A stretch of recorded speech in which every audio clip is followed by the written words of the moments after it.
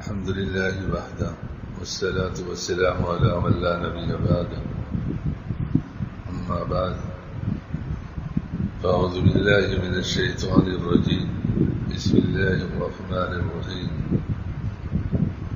وذكر فإن الذكرى تنفع المؤمنين قال رسول الله صلى الله عليه وسلم أوصيكم بتقوى الله والسمع والطاعة وإن كان عبدا حبشيا أو كما قال صلى الله عليه وسلم. بیان سے قبل ہمیشہ کے لیے کچھ گزارشات کی جاتی ہیں. نمبر 1، جن احباب کے پاس موبائل فون ہے بیان کے دوران بند رکھنے کا اہتمام کیجیے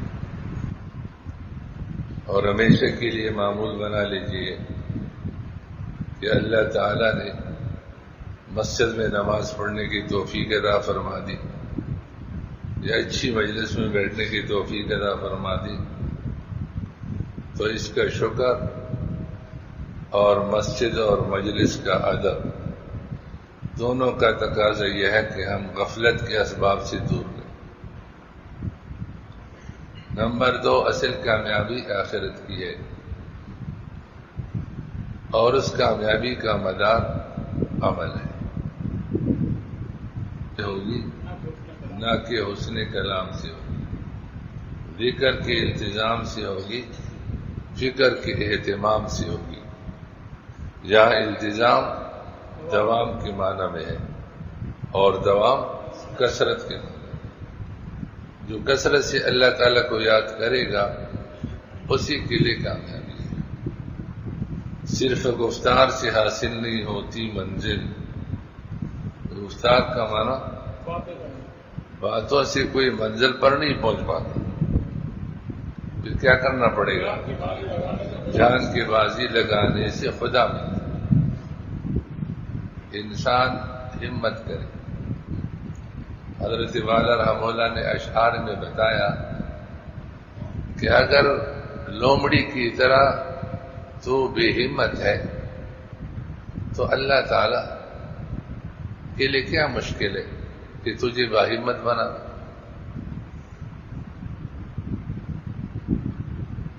لوگوں میں ایک مقولہ مشہور ہے کہ چھوٹا منہ بڑی بات اور چھوٹا منہ بڑا لقمہ. ایک انسان نے دوسرے انسان سے بڑا لقمہ مانگا تو وہ کہتا ہے کہ منہ تیرا چھوٹا ہے تو اتنا بڑا لقمہ تیرے منہ میں کیسے ڈال. فرمایا مخلوق بڑا لقمہ تو دے دے گا لیکن اس کے مطابق تیرے منہ کو بڑا نہیں کر سکتا. لیکن اللہ تعالیٰ اس بات پر قادر ہے کہ جب ارادہ فرما دے کہ اس کو بڑا لقمہ دینا ہے تو اس کے مطابق بندے کے منہ کو بھی بنا لیتا. اللہ کے لیے کوئی مشکل نہیں. اس لیے کم ہمت آدمی اللہ تعالیٰ سے مانگی کہ اللہ مجھے باہمت بنا دے تو اللہ تعالیٰ کے لیے کیا مشکل. اللہ تعالیٰ منٹوں میں سیکنڈوں میں آپ کو باہمت بنا دے گا. شیر نر کے لیے آپ کو رش بنا دے. مایوسی ہمارے دین میں نہیں.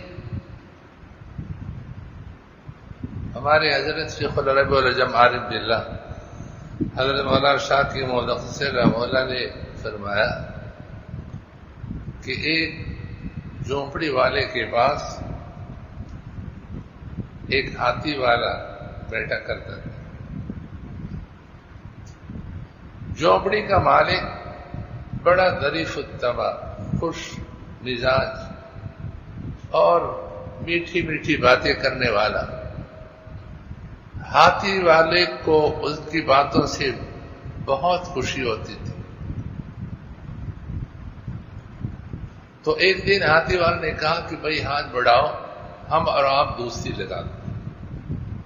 انہوں نے کرنا ہماری اور آپ کی دوستی نہیں چل سکتی.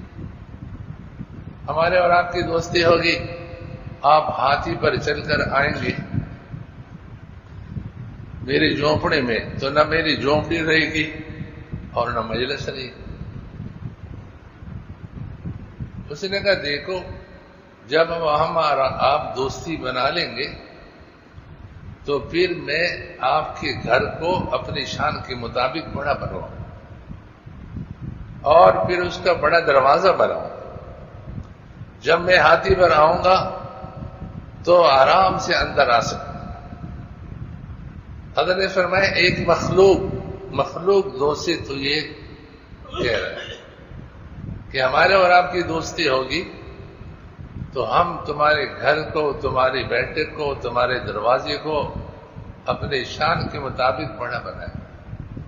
تو اللہ تعالیٰ جس کو اپنی دوستی کے لیے قبول فرما دے گا، پھر اللہ اس کی آنکھوں کو اولیاء اللہ کی آنکھیں بنا دے گا، ان کے کانوں کو اولیاء اللہ کے کان بنا دے گا، ان کی زبان کو، دل و دماغ کو اور ان کی ہمتوں کو اولیاء اللہ کی ہمتیں بنا دے۔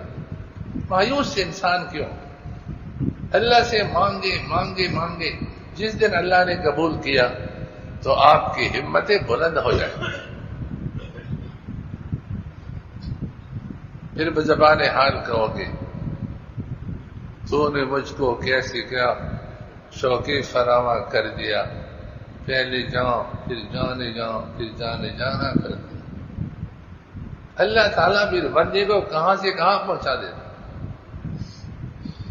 دنیا حیران ہوتی، رشک اولیاء بنا دیتا۔ اس لیے کہ ہمت کو بھی پریشان نہیں ہونے چاہیے، بس ارادہ کر لیں۔ سب سے پہلی چیز کیا ہے؟ من اراد الآخرہ، کہ مجھے بننا ہے تھوڑی سی زندگی ہے دنیا کی، اس تھوڑی سی زندگی میں اللہ سے دور رہنا یہ مجھے پسند ہے، مجھے اللہ تعالیٰ کا قرب چاہیے، بس یہ ارادہ کر۔ تو اللہ کے قرب کے لیے بڑی ہمت چاہیے، تو ہمت پھر اللہ دے، اللہ سے مانگے اور جو آپ کے اختیار میں ہے وہ کرے۔ ایک قدم اٹھانا آپ کے اختیار میں، ایک قدم اٹھانا، 10 قدم آپ کے اختیار میں، 10 قدم اٹھانا۔ حضرت یوسف علیہ السلام کے اختیار میں دروازے تک جانا تھا، جتنا ان کے اختیار میں تھا اتنا کی، آگے اللہ پاک نے راستہ دیا۔ تو کم ہمت یہ بھی مایوس نہ ہو، یہ مایوسی کا راستہ نہیں۔ تو جان کی بازی لگانے سے، کچھ کرنے سے اللہ تعالیٰ ملے گا۔ اور ہر انسان یاد رکھنا اپنے اختیار اور اپنی طاقت کے مطابق مکلف ہے۔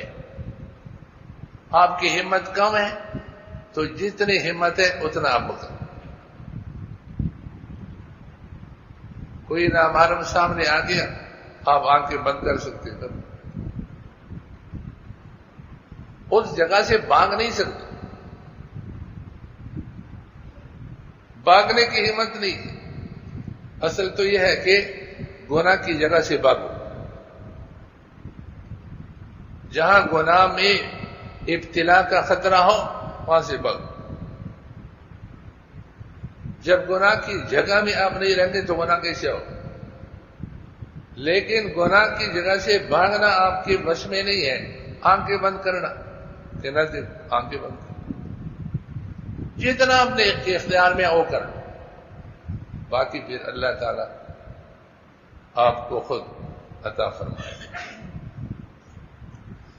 تو آخرت کی کامیابی یہ اصل کامیابی ہے، اور اس کامیابی کا مدار کیا ہے؟ صرف باتیں کرنا اور باتیں سننا یہ نہیں۔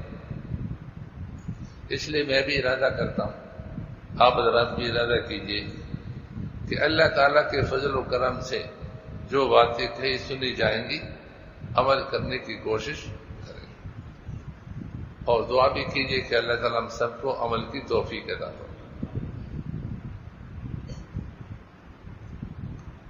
آج جو بیان ہے اس کا نام، دو نام ہے جو پسند ہو، ایک نام ہے کشکول، دوسرا نام ہے متفرقات۔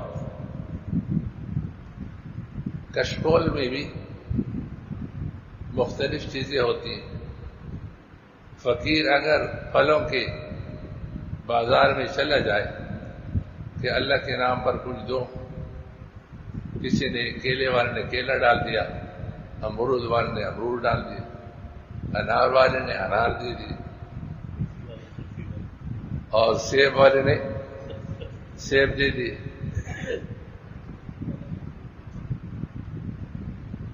تو کشکول میں مختلف قسم کی چیزیں،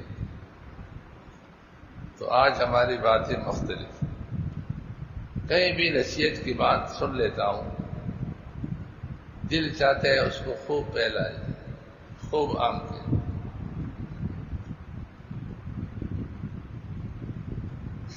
تو ان میں سے پہلی بات،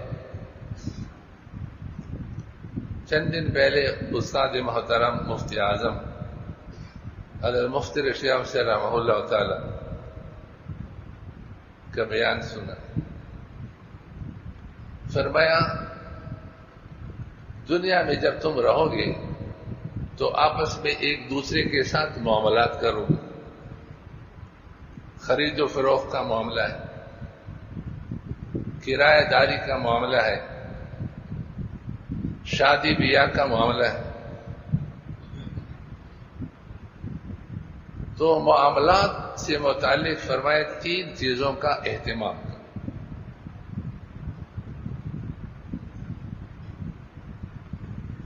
آج بھی ایک سوال آیا تھا کہ یہ جو پریشانی اور غم اور مصیبت آتی ہے، یہ آزمائش کس صورت میں ہے اور عذاب کس صورت میں؟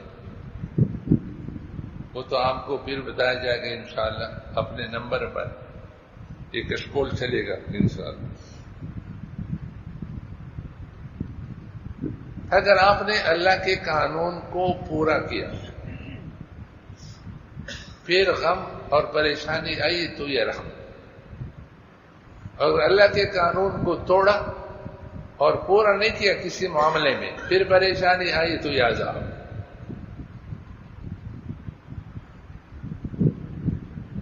تو دنیا میں معاملات آپ کو کرنے ہیں، ان میں تین چیزوں کا اہتمام کریں۔